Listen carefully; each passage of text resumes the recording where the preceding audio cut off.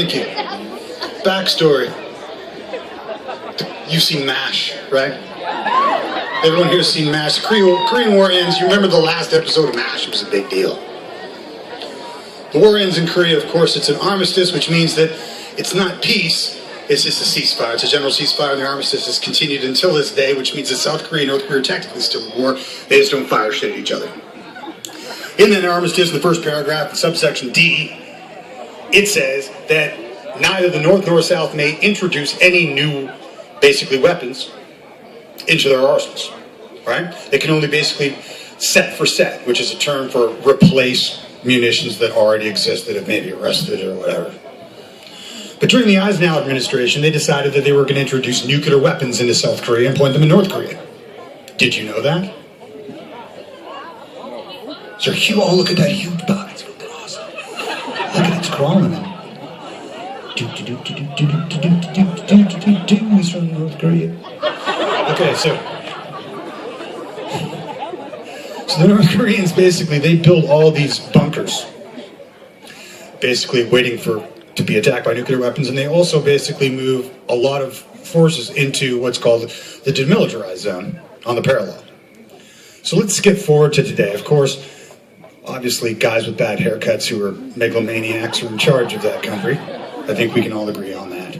They oppress their people. It's absolutely horrible. Not going to argue that with you at all. Of course, they want a nuclear deterrent because they've had nuclear weapons pointed at them since 1958. So far, what's the most powerful nuclear weapon that North Korea has? Zero. Well, they actually do. They do have a nuclear weapon. They do have the ability and have produced a warhead. How many do you know how many they have? Very, very few of them. And they have a nominal yield of between 10 and roughly 15 kilotons. Hiroshima was 13 kilotons if you want, basically, kind of a comparison of the destruction of that, or the destructive power of that. So, I was challenged to do this on Twitter, by the way, which is why I'm actually doing this to all you folks right now. Okay, so, what we're going to do is we're going to get out the pen here, and we're going to draw the North Korean, and then we're going to draw that's Korea.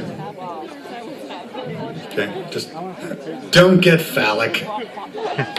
We'll draw Japan down here just so you guys just can be normal. Okay, we're over here. This pen doesn't work. We're over here. Vancouver Island. Okay, so we're like roughly here, right? There's the border. So here, that's Whitby. And in Bangor, right here, is headquarters, of course, the United States Pacific Fleet Submarine Command, okay? Now, a nuclear submarine that can fire missiles is called an SSBN, okay? So you got North Korea over here, here's Pyongyang, right? They got their little 10 kiloton warhead with missiles that up until the last Kaesong test basically all fell into the fucking ocean and fell apart. Because they're awesomely made. Okay? Now over here, the United States has the largest SSBN fleet in the world. By the way, they have 18 active SSBNs, which if you add everyone up, that's more than anyone else. So anyway, I'm just going to do this fast because people are getting bored. Okay? So if you took a boat, one single boat, one SSBN, sitting in Bangor in Washington, that boat has 24 Trident nuclear missiles on it. Each one of those, treaty limited, has 8 MIRVed W-88s. Each W-88 is 475 kiloton nominal yield. Thus, half the crew of that boat could go to Starbucks, leaving the fire control crew there. From there, they have the ability to hit Pyongyang without leaving dock.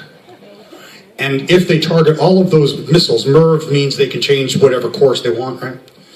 They would cause a 92.1 megaton event. So basically, that would mean we'd have a nice dark sky over us. The largest nuclear test in history was the Tsar Bomba in Russia.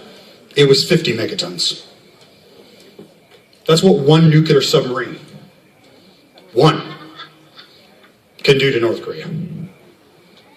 It can basically kill everyone in Pyongyang in about a 100-kilometer radius.